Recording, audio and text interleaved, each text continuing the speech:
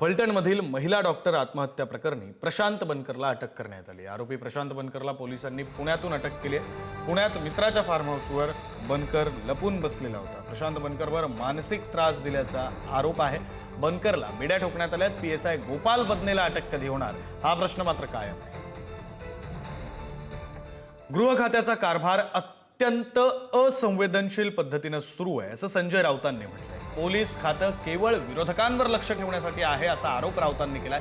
महिला डॉक्टरच्या आत्महत्येवरून अंबादास दानवेंनी सरकारलाही सवाल विचारलाय। खासदारांशी बोलणं करून देणारे 2 पीए कोण असा सवाल दानवेंनी विचारलाय।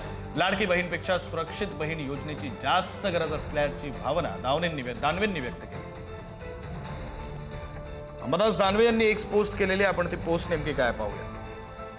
एका कर्तव्यदक्ष डॉक्टरच्या तक्रार अर्जावर महिनोन-महिने कारवाई न करणाऱ्या अधिकाऱ्यांवर काय कारवाई करणार? ही आत्महत्या नाही तर मुजोर अधिकाऱ्यांच्या माजानं घेतलेला बळी आहे हे आपण मान्य करता का? महिला डॉक्टरचे खासदारांशी बोलणं करून देणारे ते 2 पीए कोण? हे खासदार महोदय नेमके कोण? महिला डॉक्टरला बीडवरून हिणवणारे पीआय महाडिक कुठे आहे? त्यांच्यावर कारवाई काय झाली? चॉकलेट गोळ्या वाटून निवडणूक जिंकणारे पालकमंत्री तेव्हा कोणत्या शेतात स्ट्रॉबेरी लावत होते? आज लाडकी बहीणपेक्षा सुरक्षित बहीण योजनेची जास्त गरज आहे। एका कर्तव्यदक्ष डॉक्टरच्या तक्रार अर्जावर महिनोन-महिने कारवाई न करणाऱ्या अधिकाऱ्यांवर काय कारवाई करणार? अंबादास दानवे यांनी एक्सपोज करत हे काही सवाल विचारलेले आहेत। काल महाराष्ट्रात 2 महत्त्वाच्या गंभीर स्वरूपाच्या गुन्हेगारी स्वरूपाच्या घटना घडल्या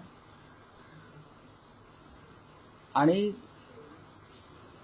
महाराष्ट्रामध्ये पोलीस व्यवस्था आणि कायद्याचा कसा बोजवारा उडालाय, भय कसं नष्ट झालंय कायद्याविषयी आणि कशी अनागोंदी माजलेली आहे ते स्पष्ट झालं। देवेंद्र फडणवीस यांच्याकडे गृह खातं आल्यापासून त्यांचं लक्ष गृह खातं, कायदा सुव्यवस्था, महिला सुरक्षा याच्याकडे नसून पूर्ण राजकारण।